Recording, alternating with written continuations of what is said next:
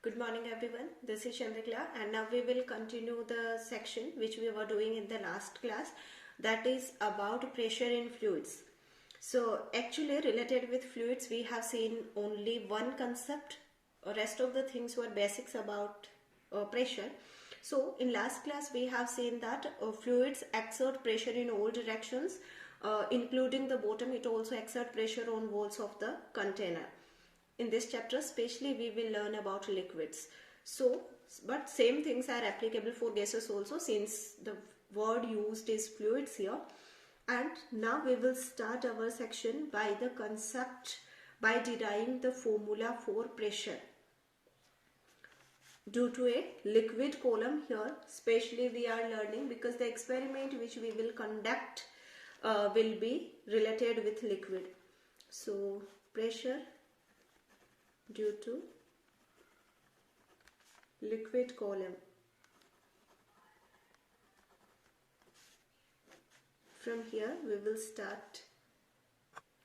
First of all, the formula for pressure is equal to H rho Z. That means this is the formula which we are going to derive now with the help of an experiment. Here H is the height. As I said, if you are taking it from upper level, you can name it as height, otherwise you can get one another word, that is depth.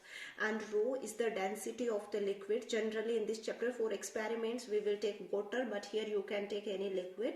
And G is that acceleration due to gravity, which will be constant, not exactly, but we will take it constant in this chapter, that is 9.8 meter per second square. So now for experiment what we have to do is, we will take any container. Okay, here I will draw because we will need it. We have taken one container, and in that container one cylindrical object we have kept. Okay, we have kept here. Almost up to here we have taken water. So here we have water, that is liquid. And now names we have given here P, Q, R, S. Okay, and the height of this cylinder, or you can say this height is H, because we will calculate pressure here at PQ.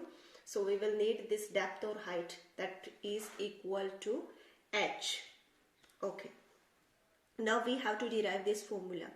Okay, now from our basic concept we know that pressure is equal to thrust upon area. That means if you want to calculate a formula for pressure, you will have to calculate thrust also and area also, and let the area of this surface be A. This we have considered, let the area be A. So area already we are having. Now what we have to work is only with the thrust. Okay, so pressure is equal to thrust. As I said, thrust is the perpendicular force, and perpendicular force, that means any object will exert one force in perpendicular direction, and that will be equal to its weight. That means here the thrust or the perpendicular force will be the weight due to all these liquid molecules and container, whatever. So that means here the weight of all these liquid molecules will act as thrust. That means the perpendicular distance, because we know that weight always exert perpendicularly. So here you can say that weight of this PQRS, and here PQRS means, since we are having here water, so we have included all water molecules also. So we want here weight of the shape PQRS upon area. This is our thrust and this is area already we are having. Okay, pressure is equal to weight. We know that relation between weight and mass, since here we are talking about weight, and weight is due to the gravity of the earth. So here we have to use the relation weight is equal to mg, that is mass into acceleration due to gravity. So instead of weight I can write mass into gravity upon area we were already having. Now we have one more thing, that is we know that density is equal to mass per unit volume. Therefore mass is equal to density into volume. If I say the density of this liquid or water is, let it be rho. If the density of the water is rho, then instead of this mass, I can write rho into volume, or you can say volume into rho. That is same things only. So instead of mass, I can write volume into density of the liquid is rho into G is G upon A. That is equal to P, pressure.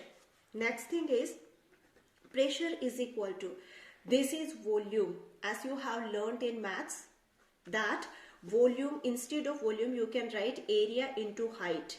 Rho is as it is, G is as it is, upon A is A. This I hope you have got. That means you have learnt that square and cube. You have also learnt rectangle and cuboid. That means your maths teacher might have taught you that any planar object which will have length and breadth, they will have area. But if you will include height with it, then you will not have area of that object, but you will have volume of that object. That's why you have learned area of square and volume of cube, area of rectangle and volume of cuboid. That means if you will include height along with area, then that object will have volume. That means volume can be written as area into height. Here area you can cancel out. So you will have pressure is equal to H, height, rho, density of that particular liquid. Here we have taken water, so water, into G. Therefore pressure due to a liquid column or due to liquid is equal to H rho G, and the same formula we had to derive, which we have already derived. Now here next thing is, you see here, first thing, for actual pressure, that means practically if you want to observe pressure, then along with that you have to add P naught, and that P naught is atmospheric pressure. P naught is atmospheric pressure, because you see above this water level you are having free space, and free space on the earth means atmosphere, that means layer of airs, and air is also fluid. If you are saying that fluids exert pressure, if you are saying that liquids exert pressure, then you have to include that the gases will also exert pressure.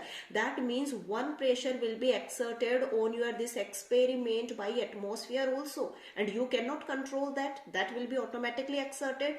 So that whenever we will do calculation, then we will have to include the atmospheric pressure also.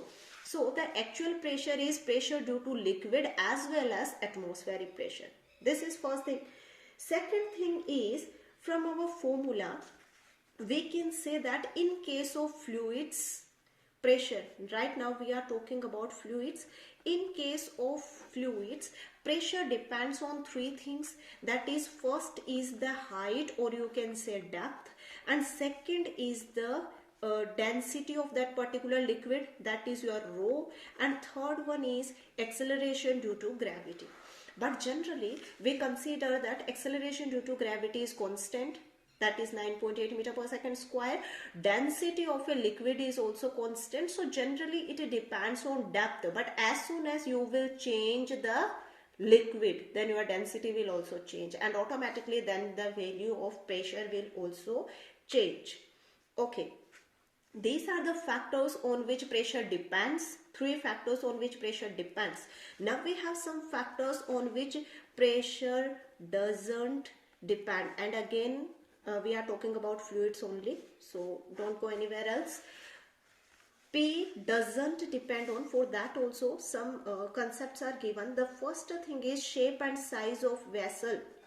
Shape and size of vessel, and it must be true, because if you can take 2 liters of milk in any container, and if you will change the container, then your 2 liters won't become 5 liters. Right now it will be 2 liters only. So that means changing shape and size doesn't mean anything in case of fluids only, because the liquid will acquire the shape of your container. Whatever shape of container you are using, it will adjust in it. So it doesn't have to do anything with shape and size of your container.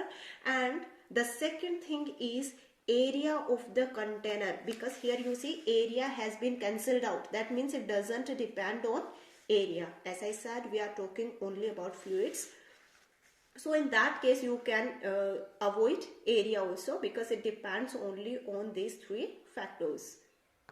Here some laws of liquid pressures are given. That means only those things which are applicable for liquids, or you can say fluids sometimes. Then this we will need during exam. Sometimes directly theoretical question is asked from here. So we have to learn it. Already we have learned it in chemistry, just one reading. So here 5 laws are given, and the first law given is inside a liquid pressure increase with increase in the depth, that we know. That means depth, that is your height, will increase, then the pressure will increase, because we know that pressure is equal to H rho G. So if the height or the depth will increase, then pressure will automatically increase. Nothing new. Second thing, in a stationary liquid, pressure is same at all points on a horizontal surface. Same on horizontal. That means in a horizontal. Right now we have seen that as the depth of the liquid will increase, then the pressure will increase. But we are talking about a horizontal line. That means all the molecules in the same line horizontally, they will exert the same pressure. That means in a horizontal line, pressure does not increase or decrease. It is same. But as depth will increase or decrease, that means vertically if you will move, then the pressure will vary. Okay. Then the third thing is pressure is same in all directions about a point inside a liquid. Right now we have seen the point that one liquid molecule will exert pressure in all directions equally. So you can say all directions same. And then the fourth point is pressure at same depth is different in different liquids. It increase with increase in the density. That means you can say with increase in density, pressure increases. If you want to verify it from here.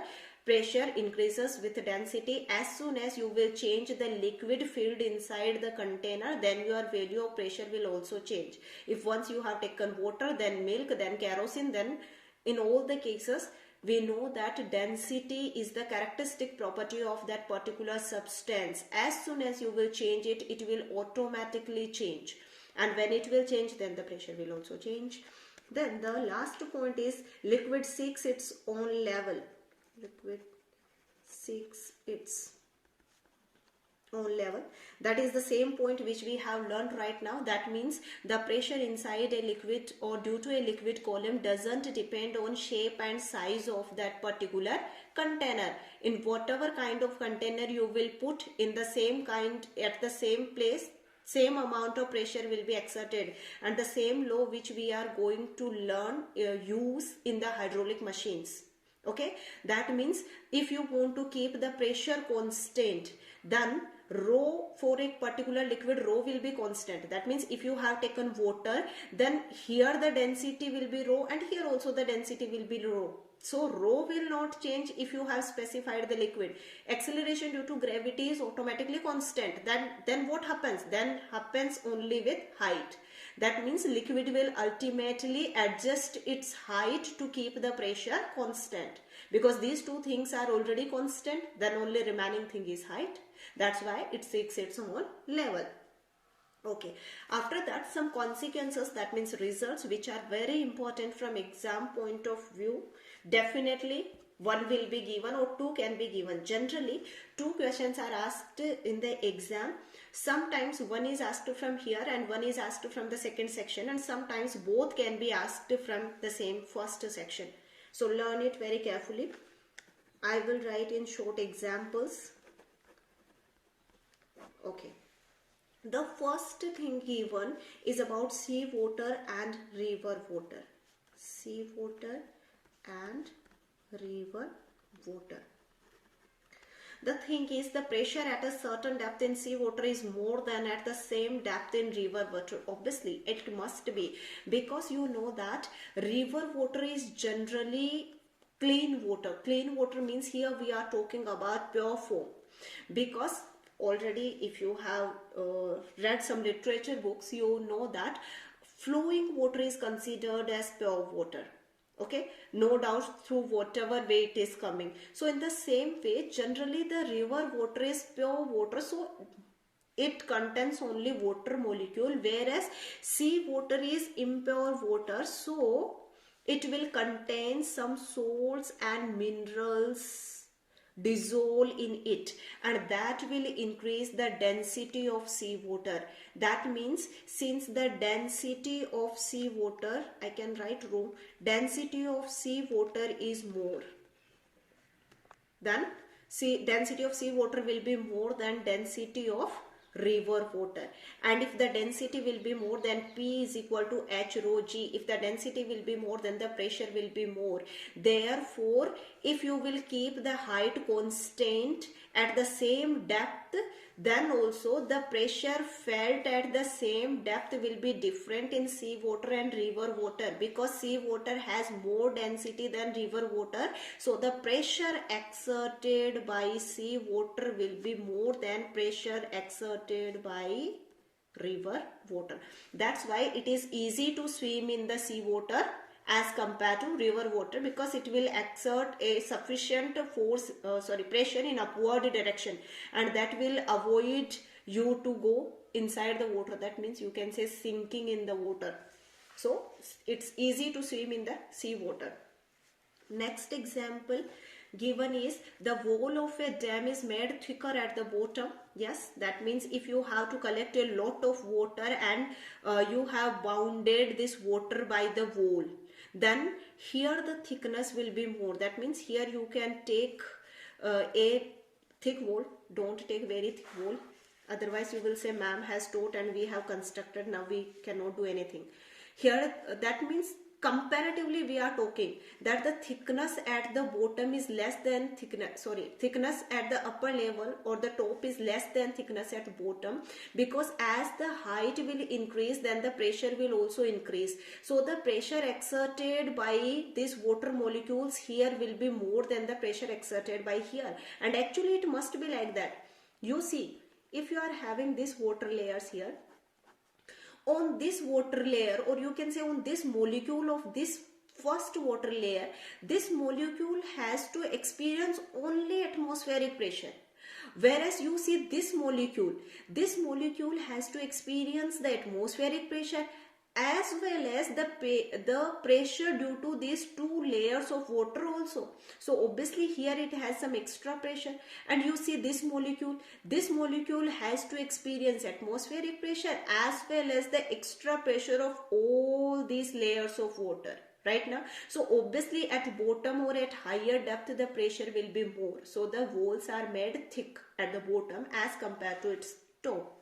Then the third one is water supply tank is placed at height. This we have seen in your colony, you can see it.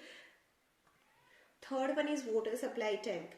So we know that the tanks are kept at a large height. The reason is if the height will be more, then the water will move with a high pressure and it can be reached up to a larger distance. That means if any house is situated at a larger distance from the water tank, till there also water can reach, because it is coming with a high pressure. That's why generally the water tanks for a good supply of water, they are kept at a large height. And the next one is diver's suit. That means if you are going inside the water at a large depth, then you have to use your dress accordingly. That means your dress should be like that it can overcome the pressure exerted by the liquid. That means, you know, if you are going inside a sea, then there will be a lot of pressure, because automatically sea has a high density and you are going at a larger depth. That means you are both these things are increasing by a large amount, then the pressure exerted on you by seawater will also be increased. So accordingly you need to design your dress. Next one is size of gas bubble inside the water. If a bubble of air has been created at some depth of the water, suppose here, then as this bubble will move in the upward direction, its size increases and it is maximum at this point. I hope you have got this point, because at this point there was a lot of pressure due to the atmospheric pressure as well as these layers of water on this bubble, so its size was less.